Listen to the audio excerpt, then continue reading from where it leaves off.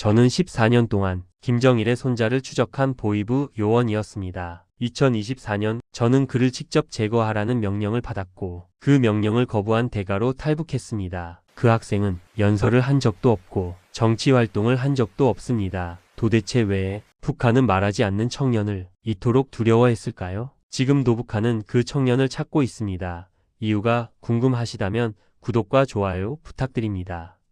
2012년 어느 봄날 저는 마카오 쇼핑몰에서 그를 처음 봤습니다. 16살 소년이었어요. 키가 크고 얼굴이 잘생긴 학생이었죠. 교복을 입고 가방을 메고 어머니와 여동생과 함께 걷고 있었습니다. 그때는 몰랐어요. 그 소년이 제 인생을 완전히 바꿀 줄은요. 제 이름은 리철민입니다. 가명이고요. 당시 저는 33이었어요. 북한 국가보위성 해외정보국 소속 대위였죠. 여러분 혹시 보위부가 뭔지 아십니까? 남한으로 치면 국정원 같은 곳인데 훨씬 더 무섭습니다. 간첩을 잡고 반역자를 색출하고 체제를 위협하는 모든 것을 제거하는 조직이에요. 북한에서 보위부 요원이라는 건 특권이었습니다. 배급 걱정 없고 평양 중심부 아파트에 살고 자식들 좋은 학교 보내고 저희 집안이 대대로 보위부였어요. 할아버지가 6.25 때 남파 간첩을 잡아서 영웅이 되셨고 아버지도 보위부 간부셨죠. 그러니 저도 자연스럽게 그 길로 갔습니다. 26에 보위부 들어갔을 때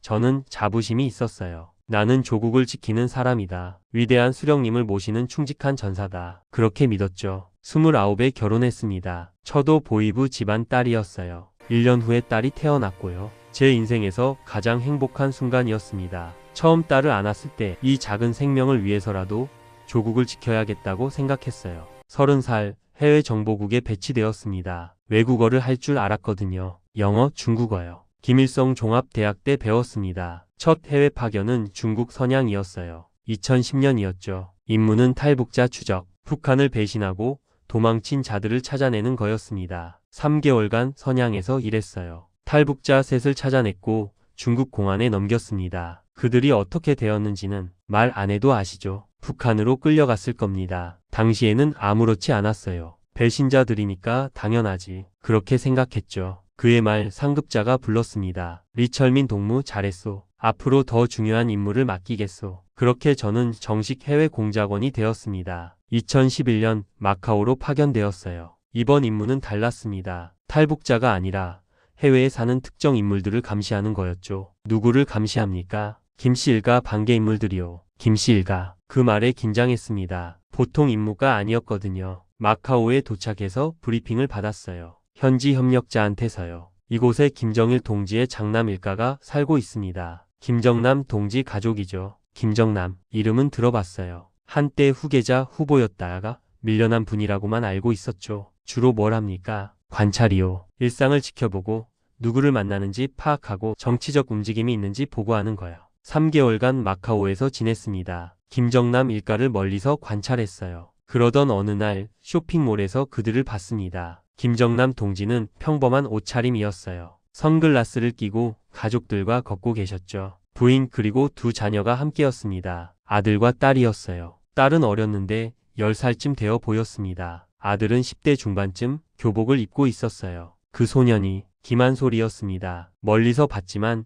인상적이었어요. 키가 크고 얼굴이 할아버지 김정일 동지를 많이 닮았더라고요. 걸음걸이도 당당했고요. 가족들이 식당에 들어갔습니다. 저도 같은 식당에 들어가서 멀찍이 앉았어요. 관찰해야 했으니까요. 그들은 평범하게 식사했습니다. 웃고 얘기하고 음식 나누고 그냥 일반 가족 같았어요. 김한솔이 어머니한테 뭔가 말했습니다. 어머니가 웃으며 고개를 끄덕이더라고요. 여동생이 오빠한테 장난치고 오빠가 머리를 쓰다듬어주고 그 모습을 보며 문득 제 딸 생각이 났습니다. 평양에 둔 5살 딸이요. 나도 저렇게 딸이랑 식당 가서 밥 먹고 싶다. 그런 생각이 들었어요. 보고서를 썼습니다. 김정남 일가 평범한 일상. 특이사항 없음. 평양 본부로 돌아왔을 때 딸이 많이 컸더라고요. 3개월 사이에 키도 크고 말도 많아졌어요. 아빠, 어디 갔다 왔어? 응, 아빠 일 때문에 나갔다 왔어. 딸을 안았습니다. 따뜻했어요. 이 아이를 위해서라도 내일을 잘해야지. 그렇게 생각했죠. 2012년 새해가 밝았습니다. 1월 어느 날 본부에서 긴급 소집이 있었어요. 해외 정보국 전 요원이 모였습니다. 국장이 단상에 올라갔어요. 표정이 심각했죠. 동무들 중요한 발표가 있어. 김정일 동지께서 지난달 17일 서거하셨소. 회의실이 술렁이었습니다. 김정일 동지가 돌아가셨다고요? 이제 김정은 동지께서 최고 지도자가 되셨소. 우리는 새로운 수령님께 충성을 다해야 하오. 김정은 젊은 후계자였죠. 20대 후반밖에 안 된 것으로 알고 있었어요. 앞으로 우리 임무가 더 중요해질 것이요. 특히 해외 감시 업무가 강화될 거요. 그날 이후 분위기가 달라졌습니다. 보위부가 더 긴장하기 시작했어요. 새로운 권력이 서는 시기니까 적을 제거하는 시기였던 거죠. 2월 저는 다시 마카오로 파견되었습니다. 이번엔 1년 이상 장기 체류 명령이었어요. 이번에는 특별 임무요. 리철민 동무. 무엇입니까? 상급자가 서류를 건넸습니다. 사진이 붙어 있었어요. 마카오 쇼핑몰에서 봤던 그 소년이었죠. 김정일 동지의 손자 김한솔이요. 앞으로 이 학생을 전담해서 감시하시오. 16살 학생을요? 그렇소. 무슨 위협이 있습니까? 상급자가 담배를 한 대 피우며 말했습니다. 동무 6.25 때 생각해보시오. 남한이 푹침했을 때 우리 인민들이 얼마나 고생했소? 예. 그때 남한 괴뢰들이 뭐라고 선전했는지 아시오? 우리가 정통 정부다. 김일성은 소련 괴뢰다. 이런 식이었소. 무슨 말을 하려는지 알 것 같았어요. 김한솔은 김정일 동지의 적장손이요. 정통 혈통이지. 게다가 서방 교육을 받고 있소. 프랑스 학교 다니고 영어 잘하고 훗날 나야말로 정통 후계자다 이렇게 나올 수 있단 말이오. 하지만 지금은 16살 학생인데 지금은 그렇지. 하지만 10년 후에는 20년 후에는 그때 가서 문제가 생기면 늦소. 우리는 미리 막는 거요. 변수를 남기지 않는 거지. 그날 저는 깨달았습니다. 김한솔이 무엇을 하느냐가 중요한 게 아니라 그가 누구인가가 문제라는 것을요. 마카오로 돌아왔습니다. 이번에는 임무가 명확했어요. 김한솔 16살 고등학생 전담 감시 대상. 매일 아침 7시 반 그가 집에서 나오는 걸 지켜봤습니다. 학교 가는 모습이요. 교복 입고 가방 메고 버스 타는 평범한 학생이었어요. 방과 후에는 친구들이랑 농구를 했습니다. 주말에는 가족들이랑 쇼핑하거나 영화 보러 갔고요. 한 달, 2달 시간이 지났습니다. 그는 정말 평범했어요. 정치적 발언 없었습니다. 수상한 행동 전혀요. 보고서를 쓸 때마다 같은 내용이었죠. 김한솔 특이사항 없음. 그런데 이상한 감정이 들기 시작했어요. 어느 날 김한솔이 버스 정류장에서 책을 읽고 있었습니다. 제가 멀리서 망원경으로 봤는데 책 제목이 보이더라고요. 소설책이었어요. 저 나이 때 나도 소설 좋아했는데 또 어느 날 그가 여동생이랑 아이스크림 가게에서 나오는 걸 봤습니다. 여동생한테 자기 아이스크림을 나눠주더라고요. 착한 오빠네. 제 딸 생각이 자꾸 났어요. 우리 딸도 저렇게 크겠지? 오빠 있으면 좋아할 텐데. 밤에 평양 집으로 전화했습니다. 여보, 딸 바꿔줘요. 아빠, 딸 학교 잘 다니고 있어? 응, 오늘 선생님이 칭찬해줬어. 딸 목소리를 들으니 눈시울이 뜨거워졌어요. 나는 지금 뭘 하고 있는 거지? 다른 집 아들을 감시하면서 내 딸은 제대로 못 돌보고. 하지만 임무였습니다. 저는 보위부 요원이었고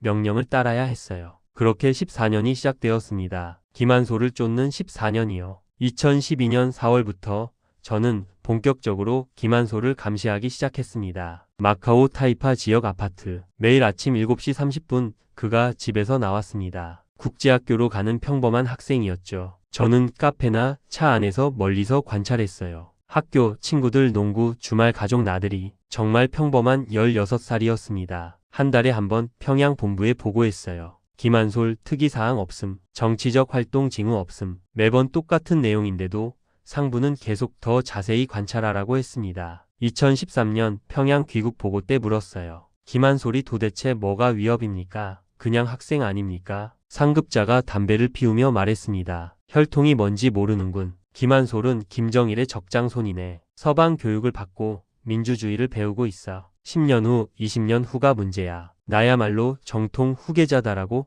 나설 수 있단 말이지. 하지만 가능성만으로도 충분하네. 우리는 변수를 남겨두지 않아. 그제야 이해했습니다. 김한솔이 무엇을 하느냐가 아니라 그가 누구인가가 문제였던 거예요. 2014년 김한솔이 프랑스 파리로 유학을 갔습니다. 저도 따라갔죠. 유럽은 감시가 더 어려웠어요. 협조자가 적었거든요. 혼자서 해야 했습니다. 파리에서도 그는 평범했어요. 대학 다니고 도서관 가고 카페에서 친구들이랑 웃고. 어느 날 같은 카페에 있었는데 그가 환하게 웃고 있더라고요. 그 모습을 보니 제 딸 생각이 났습니다. 우리 딸도 저렇게 자유롭게 웃을 수 있을까? 북한에서는 불가능하죠. 모든 게 감시받으니까요. 내가 지금 뭘 하고 있는 걸까?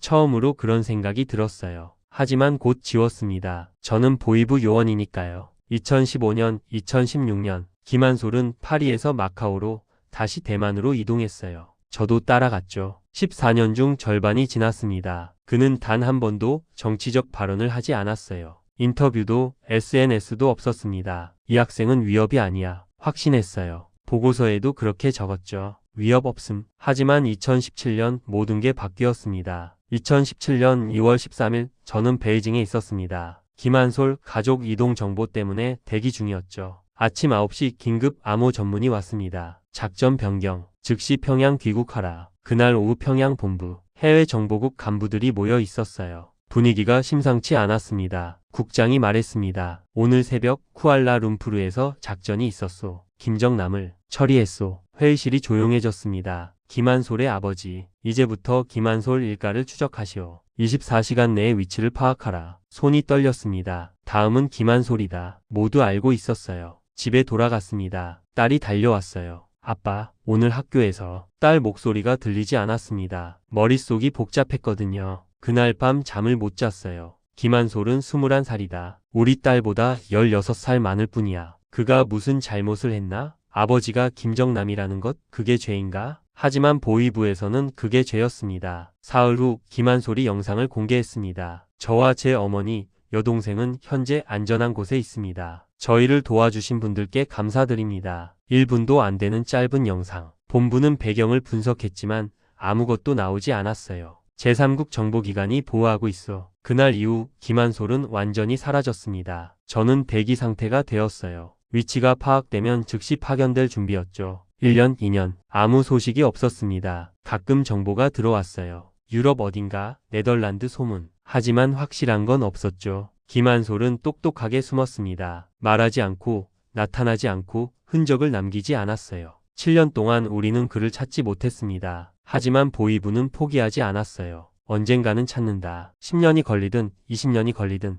2024년 9월 국장이 직접 저를 불렀습니다. 리철민 동무, 자네에게 최종 임무를 주겠네. 최종 임무. 그 말의 뜻을 알았습니다. 2017년부터 2024년까지 저는 김한솔의 그림자를 쫓았습니다. 직접 보지는 못했어요. 간접 정보만 수집했죠. 2018년 네덜란드 암스테르담 정보가 들어왔습니다. 석 달간 뒤졌지만 찾지 못했어요. 하루 종일 거리를 걸어 다녀도 헛수고였습니다. 지루하고 힘들고. 2019년 파리국제학교 단서. 3주간 학교 앞에서 기다렸죠. 비슷한 사람을 발견해 일주일 미행했지만 다른 사람이었어요. 이렇게 찾다가는 평생 못 찾겠구나. 2020년 코로나가 터졌습니다. 추적 작전이 중단되었어요. 2년 만에 평양 집에서 지냈습니다. 딸이 중학생이 되어 있었어요. 아빠 무슨 일 하세요? 대답할 수 없었습니다. 2022년 코로나 완화 후 동남아로 갔습니다. 태국 방콕에서 소문을 들었어요. 젊은 한국 남자가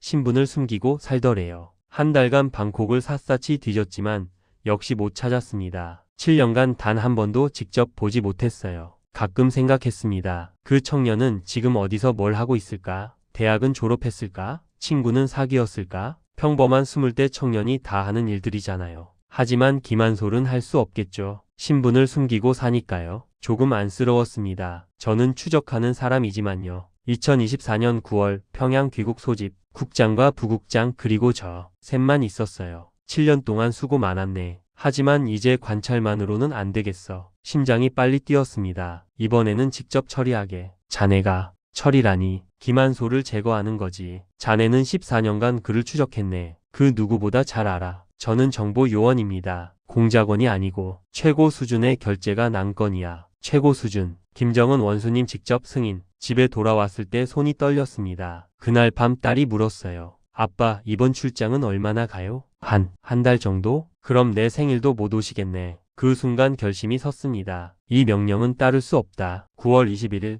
지하 3층 특수회의실. 고위급 작전 브리핑이었습니다. 국장이 노트북을 켰어요. 김한솔 사진들이 떴습니다. 최근 정보가 들어왔네. 동남아 어딘가에 있어. 태국이나 말레이시아로 추정되네. 방콕 거리 CCTV 화면. 흐릿하게 마스크 쓴 남성이 걷고 있었어요. 김한솔일 가능성 90%. 올해 7월 방콕 수쿠밋 지역이야. 정찰총국 요원이 말했습니다. 14년간 추적했으니 그 누구보다 잘 알 것 아닌가. 이번 작전을 주도하게. 부국장이 서류를 건넸습니다. 작전 계획서네. 집에 가서 외우게. 집에서 서류를 펼쳤습니다. A사 20장. 작전명 청산 목표 김한솔 제거. 일정 2024년 10월 15일 11월 15일 거정. 베트남 하노이 태국 방콕. 마지막 장에 최고사령관 동지 직접 승인. 실패 시 관련자 전원 처벌. 손이 떨렸습니다. 이건 진짜 살인 명령이었어요. 그날 밤 잠을 못 잤습니다. 할 수 있나? 14년간 지켜본 그 청년을 죽일 수 있나? 그는 나쁜 사람이 아니었어요. 그냥 잘못된 집안에 태어난 거죠. 처가 물었습니다. 여보 무슨 일 있어요? 아니 없어. 9월 25일 최종 브리핑. 10월 15일 하노이로 가네. 명목은 무역 협상이야. 거기서 방콕으로 이동해 협력자들과 만나게. 만약 김한솔이 없으면 찾을 때까지 계속하는 거야. 숨이 막혔습니다. 집으로 돌아오며 대동강 다리에 섰습니다. 물을 내려다 봤어요. 차라리 여기서. 하지만 할 수 없었어요. 처와 딸이 있으니까요. 제가 죽으면 연좌제로 수용소에 갈 거예요. 그날 밤 딸이 물었습니다. 아빠 이번 출장 얼마나 가요? 그럼 내 생일도 못 오시겠네. 눈가가 촉촉했어요. 그 순간 결심이 섰습니다. 이 명령은 따를 수 없다. 딸을 끌어안았습니다. 꽉. 아빠가 많이 사랑한다. 알지? 왜 그래요, 아빠? 그냥 말하고 싶어서. 10월 1일 출국 준비. 가족 사진을 챙겼습니다. 2020년 설날 사진. 다들 웃고 있었죠. 10월 15일 출국 당일. 처가 공항까지 배웅했어요. 조심해서 다녀와요. 그래. 오래 포옹했습니다. 여보 정말 괜찮아요? 응 괜찮아. 마지막 거짓말이었습니다. 비행기에 올랐어요. 평양공항이 점점 작아지더니 사라졌죠. 다시는 못 볼 거야. 알고 있었어요. 돌아오지 않을 거라는 걸요. 베트남 하노이행 비행기. 3시간 동안 마지막 고민을 했습니다. 탈북하면 배신자가 됩니다. 가족은 수용소로 갈 거예요. 하지만 명령을 따를 수는 없었습니다. 김한솔을 죽일 수는 없어요. 비행기가 하노이에 착륙했습니다. 호텔 방에서 창밖을 봤어요. 하노이 시내가 보였습니다. 여기서 끝내자. 마지막 결심이었습니다. 하노이 첫날은 호텔 방에서 조용히 보냈습니다. 내일 한국 대사관에 가면 모든 게 끝난다. 밤에 가족 사진을 봤어요. 미안하다. 정말 미안해. 다음날 아침 거울을 봤습니다. 46살 남자. 주름 흰 머리. 이 얼굴로 새로운 삶을 시작하는 거야. 가방을 챙겼습니다. 여권, 신분증, 돈 수첩. 그게 전부. 호텔을 나와 택시를 불렀습니다. 코리안 엠버시 플리즈. 택시가 출발했습니다. 하노이 거리가 지나갔어요. 이게 마지막이야. 북한 사람으로서 이 15분 후 대사관 앞 태극기가 보였습니다. 심장이 빨리 뛰었어요. 들어가면 끝이야. 하지만 멈출 수 없었습니다. 경비원에게 한국말로 말했습니다. 저는 북한에서 왔습니다. 망명을 신청하고 싶습니다. 경비원이 인터폰을 들었어요. 컴인. 입구 홀에서 기다렸습니다. 5분 후 한국 직원 둘이 나왔어요. 신원을 밝혀주시겠습니까? 떨리는 목소리로 말했습니다. 제 이름은 리철민입니다. 가명입니다. 북한 국가보위성 해외정보국 소자입니다. 망명을 신청합니다. 보위부 요원이시라고요? 보위부 신분증을 꺼냈습니다. 안쪽 방으로 안내되었어요. 30분 후 외교부 직원 셋이 들어왔습니다. 신원 확인 질문이 1시간 이어졌어요. 마지막 질문입니다. 왜 망명을 결심하셨습니까? 저는 14년 동안 김한솔을 추적했습니다. 이번에 상부에서 직접 제거하라는 명령을 받았습니다. 하지만 저는 그 명령을 따를 수 없었습니다. 그는 아무 잘못도 하지 않았으니까요. 방이 조용해졌습니다. 알겠습니다. 망명 신청을 받아들이겠습니다. 그날부터 대사관 보호구역에서 지냈습니다. 작은 방, 창문 없음. 매일 조사를 받았어요. 국정원 요원들이 베트남까지 왔더라고요. 특히 김한솔에 대해 많이 물었습니다. 현재 위치를 아십니까? 아니요. 동남아권 추정일 뿐입니다. 어떻게 추적합니까? 현지 협력자 네트워크를 이용합니다. 조선족, 친북 인사들 현지 공안. 제거 계획은 언제부터? 2017년 김정남 제거 직후부터입니다. 모든 걸 말했습니다. 김한솔을 보호하고 싶었거든요. 일주일 후 한국행 준비가 완료되었습니다. 내일 출발하십니다. 그날 밤 잠이 오지 않았어요. 한국. 하지만 죄책감이 밀려왔습니다. 평양에 둔 저와 딸. 눈물이 났습니다. 미안해. 정말 미안해. 10월 23일 새벽 특별기로 한국으로 떠났습니다. 작은 비행기였어요. 20명쯤 탈 수 있는 크기. 계단을 올라가며 뒤를 돌아봤습니다. 베트남 하늘. 이제 정말 돌이킬 수 없구나. 5시간 비행. 창밖만 봤어요. 딸 얼굴이 자꾸 떠올랐습니다. 아빠 언제 와요? 다시는 못 볼 거예요. 눈물이 났습니다. 옆 요원이 조용히 물었어요. 괜찮으십니까? 예, 가족을 두고 오셨군요. 힘드시겠습니다. 오후 2시 인천공항 착륙, 대한민국 땅, 비공개 입국이었어요. 간단한 수속 후 환영합니다. 대한민국에 차로 이동했습니다. 창밖에 한국이 보였어요. 아파트들, 자동차들. 2시간 후 국정원 조사 시설 도착. 깨끗한 방, 침대, 책상, TV를 켰습니다. 한국 뉴스. 같은 언어인데 억양이 달랐어요. 저녁을 먹었습니다. 쌀밥, 김치, 고기. 하지만 목으로 넘어가지 않았어요. 다음 날부터 조사. 매일 아침 9시부터 오후 6시까지. 보이부 내부 조직은 해외 공작원은 몇 명? 김한솔 추적에 누가 관여? 모든 걸 말했습니다. 김한솔은 선한 사람입니다. 14년간 지켜봤으니 장담합니다. 정치적 야심이 없어요. 왜 북한은 제거하려고 합니까? 혈통 때문입니다. 김시성, 김정일의 손자. 그것만으로 위협이에요. 어떻게 보호해야 합니까? 침묵을 유지하게 하십시오. 위치를 절대 노출하지 마십시오. 북한은 10년, 20년이 걸려도 추적을 멈추지 않습니다. 일주일 후, 이제 하나원으로 가시게 됩니다. 북한 이탈 주민 정착 지원 시설입니다. 11월 초 하나원 도착, 경기도 산속, 석 달간 교육을 받았습니다. 다른 탈북민들과 함께. 하지만 저는 특별했어요. 보이부 출신, 보이부 요원이었다고? 수군거리는 소리. 모두 저를 경계했습니다. 외로웠어요. 하지만 이해합니다. 석 달 후 2025년 2월 하나원 수료. 새로운 삶을 시작하십시오. 46살에 시작하는 새 인생이었습니다. 2025년 2월 서울 외곽 작은 원룸에서 새 삶을 시작했습니다. 창밖에 다른 아파트들이 보였어요. 불 켜진 창문들, 평범한 사람들. 저도 평범하게 살고 싶었습니다. 하지만 쉽지 않았어요. 나이, 경력, 죄책감. 매일 밤 악몽을 꿨습니다. 딸이 수용소에 끌려가는 꿈. 내가 잘한 걸까? 자책했습니다. 하지만 동시에 알았어요. 탈북하지 않았다면 살인자가 되었을 거라는 것을요. 3월 국정원에서 연락 왔습니다. 공개 증언을 해주실 수 있겠습니까? 김한솔에 대한 북한의 위협을 언론에 공개하는 겁니다. 며칠 고민했습니다. 증언하면 제 존재가 드러나요. 북한도 알게 되고 보복이 있을 수도. 하지만 결심했습니다. 김한솔을 보호하고 싶었거든요. 14년간 추적한 사람으로서